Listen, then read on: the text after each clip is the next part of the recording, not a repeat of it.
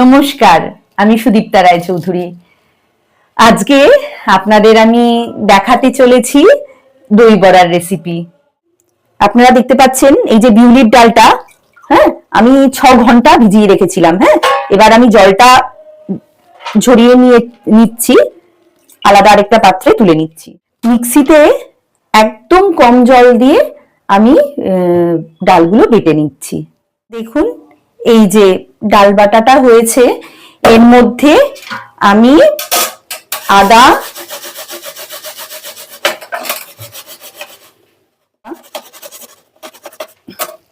এই যে লঙ্কা,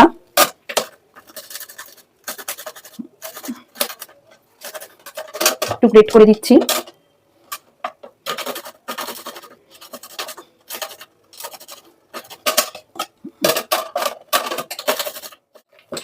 অনেকক্ষণ ধরে এই ব্যাটারটা ফেটাতে হবে।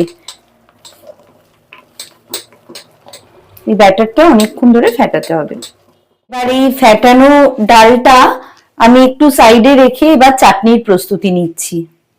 বড়া করার একটা গুরুত্বপূর্ণ উপাদান হচ্ছে তেঁতুলের চাটনি। এই যে আমি তেঁতুলকে ভিজিয়ে রেখে ছেঁকে কাঠটা বার করে নিয়েছি তেঁতুলের চাটনি করার জন্য। আর এখানে হচ্ছে আমি মশলাটা করে নেবো সেই আমলকির চাটনির মতো, আমলকির আচারের মতো। জিরে একটু বেশি করেই করবো, তার কারণ হচ্ছে আমি যখন দই বড়াটা সাজাবো তখন এই ভাজা মশলাটা সেখানেও আমার লাগবে, তো একটু আমি বেশি করেই করে রাখবো।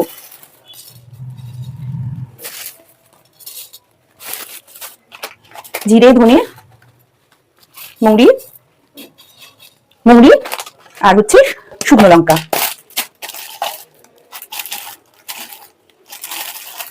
হচ্ছে তেঁতুলের চাটনিটা করার পালা। আমি একটু পরিমাণ মতো গুড় দেবো।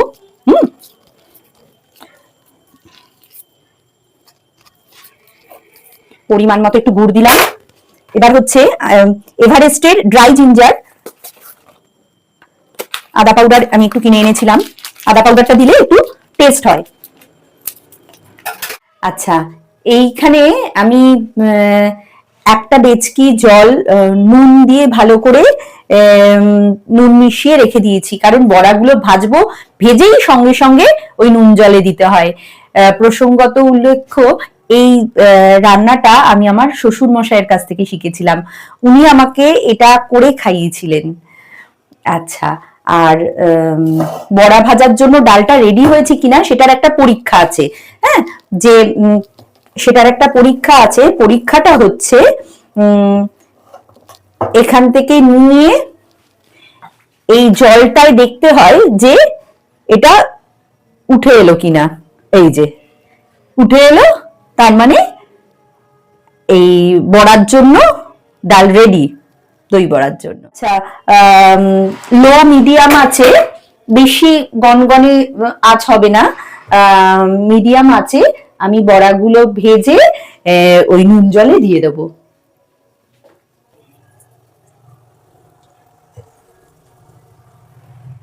এবার ভাজাগুলো এরকম ভাজাগুলো তুলছি, তুলে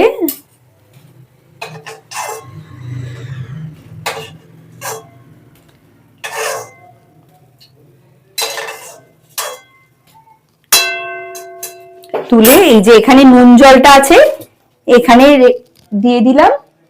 5 মিনিটের জন্য নুন জলে এটা থাকবে। দই বড়াগুলো, এই বড়াগুলো দুই হাতের তালুর দ্বারা জল ঝরিয়ে রাখতে হবে, এরকম ভাবে।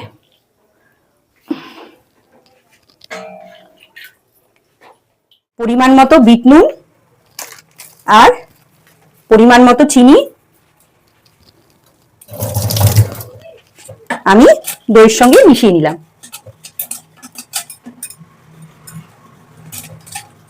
এবার দই বড়া সাজাবো। প্রথমেই ওই যে বিট নুন আর চিনি দিয়ে আমি মিশিয়ে রেখেছিলাম যে দইটা, সেটা দই বড়ার উপর দিলাম।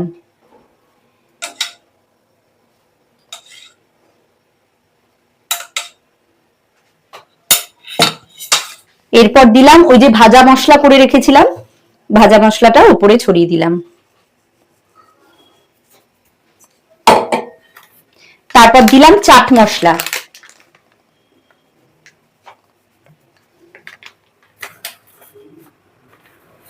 তারপর দিলাম কাশ্মীরি লঙ্কার গুঁড়ো,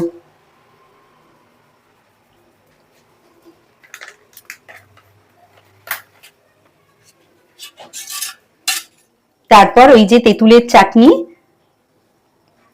চাটনিটা দিলাম এবং সব শেষে দিলাম ভুজিয়া এবং তার উপর একটুখানি ছড়িয়ে দিলাম ফ্রেশ একটু ধনেপাতা। ধনেপাতার গন্ধটা কি ভাল লাগে না শীতকালে। রেডি মজাদার স্বাদের দই বড়া।